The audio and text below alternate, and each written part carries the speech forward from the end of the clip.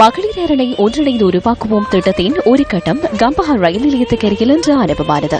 பெண்களை பலப்படுத்தும் இந்த சமூக பணியை நியூஸ் ஃபர்ஸ்ட் சக்தி சிரச, இலங்கை போலீசார், மாகாண மற்றும் உள்ளூராட்சி மன்ற அமைச்சு, மாவட்ட செயலகங்கள் மற்றும் பிரதேச செயலகங்கள் ஆகியன இணைந்து முன்னெடுத்துள்ளன.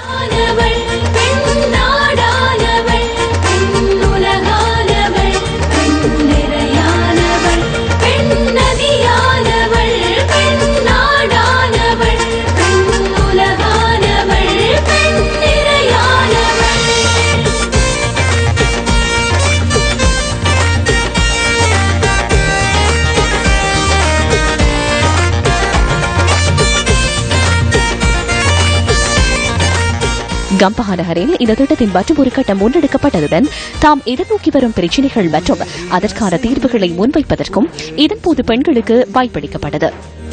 படைக்கும் தேவ வடிவே, நம்மை காக்கும் ஜீவநதியே, பொறுமையுடன் மறைத்திருந்த